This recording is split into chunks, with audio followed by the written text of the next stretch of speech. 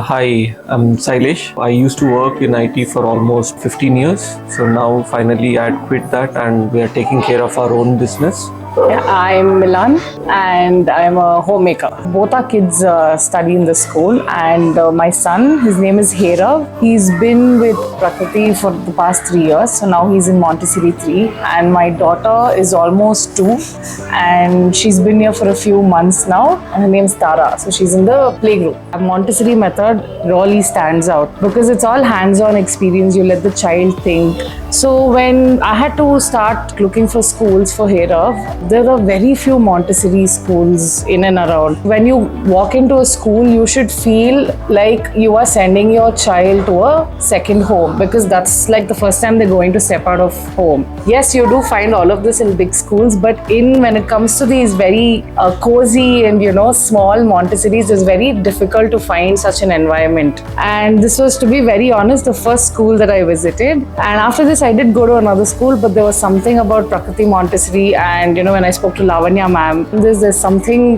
nice and positive, like when I talk to her, so the atmosphere also feels nice and positive. So I said, okay, this is where our son is going to go to school.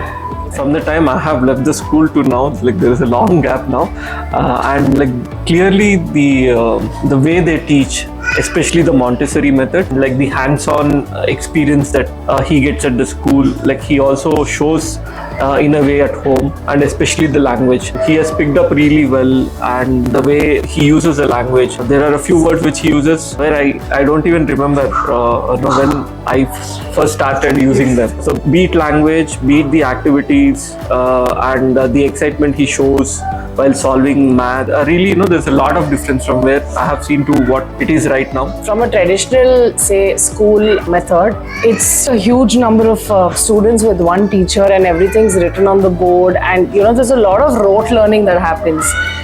But in Montessori, what I've noticed from my son is he doesn't, there's mental math that happens and using materials to, do your basic division or addition of that sort. So at home also, I don't have to go and pick up specific, materials for him to do basic addition.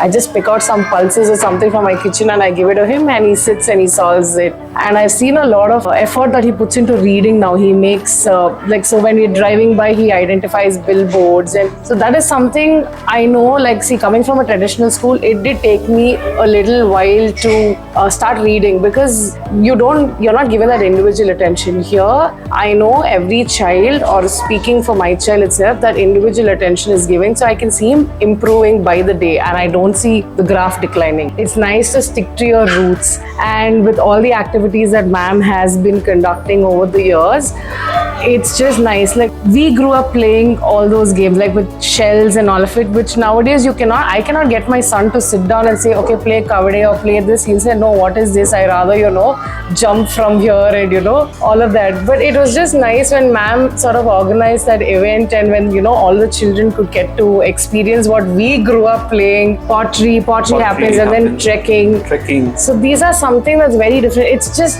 they're breaking from the monotony of, things like, okay, let's have seasonal days in school or, let's have a fancy dress competition. These are routine things that you find in a school, but going back to basics, like sticking to your culture and, teaching them about these certain games and then trekking, pottery. So that is something we really enjoyed. There's a lot of change, like from the Herav that we, started when we sent him to school on the first day to the Herav that we see now. There's been a lot of growth. He does come and share things saying, okay, ma'am, Ranjini auntie told me to do this, we're supposed to share things, or we're supposed to, be nice to one another, which I do see him, following now, be it with his sister or his cousins. He's able to understand his feelings now better, opening up and expressing. Maybe at home, initially when we tried telling him, that point didn't sort of get into his head. But now, with his teacher sort of guiding him in the right way, he's able to express himself.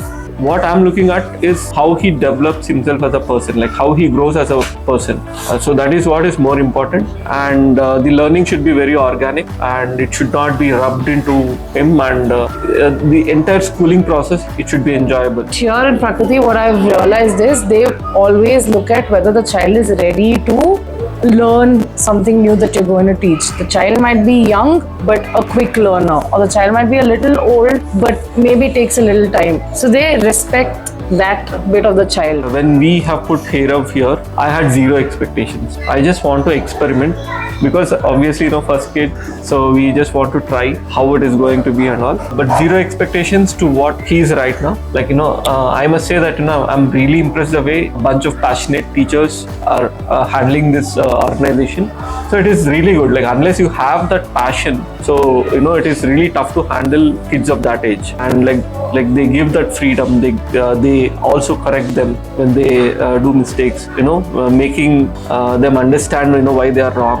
And also I have seen a lot of kids go to Lavanya and hug her daily. Even my son comes to me and tell that today I have hugged Lavanya. And no, if she is not that welcoming, and if she can be really busy, but she makes sure that she spends time with the kids on a daily basis, and she makes sure her presence is felt around.